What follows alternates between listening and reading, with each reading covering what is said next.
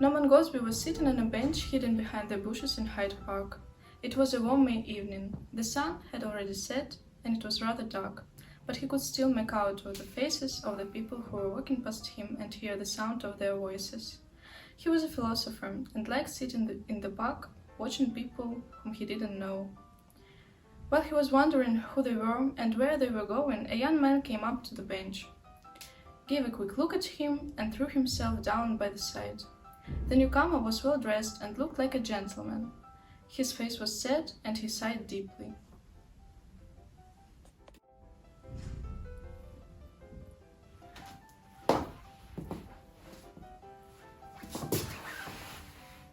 You don't seem to be in a very good mood. The young man was silent. He only looked at Norman again, and there was an expression in his eyes that Norman didn't like.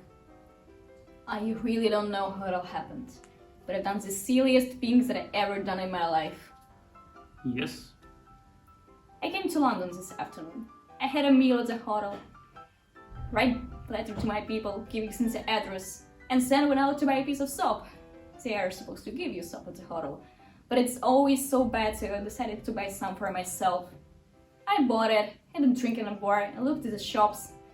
When I wanted to go back to the hotel, I suddenly realized that I didn't remember its name. I remember what street it was in. Of course, I can write to my people for the address, but they won't get my letter till tomorrow. The only shilling I had on me when I came out was spent on the soap and the drink, and here I am, with 2 pence in my pocket and nowhere to go for the night. There was a pause after he told the story. I'm afraid you don't believe me. Why not? I did the same thing once in a foreign capital, so I can understand you very well. I'm glad you do. And now, I must go.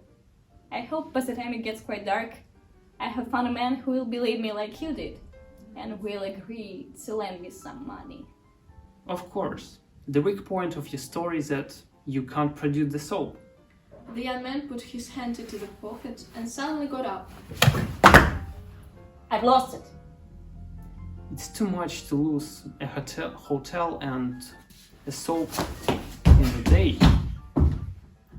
But the young man didn't hear him. He was running away. It was a good idea to ask him about the soap, and so simple. Norman thought as he rose to go, but at the moment he noticed a small pocket lying by the side of the bench. It could be nothing but a piece of soap, and he had evidently fallen out of the young man's coat pocket when he threw himself down on the bench. Turning red, Norman picked it up. I just can't allow him to go away like this. Stop! Here's your piece of soap. I found it under my bench.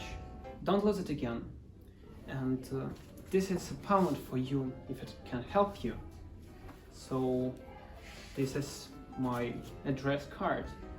You can return money every day of the week. Thank you.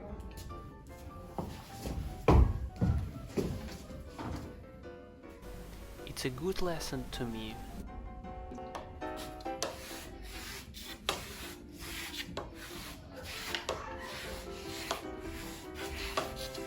Have you lost anything, sir? Yes, sir. A piece of soap.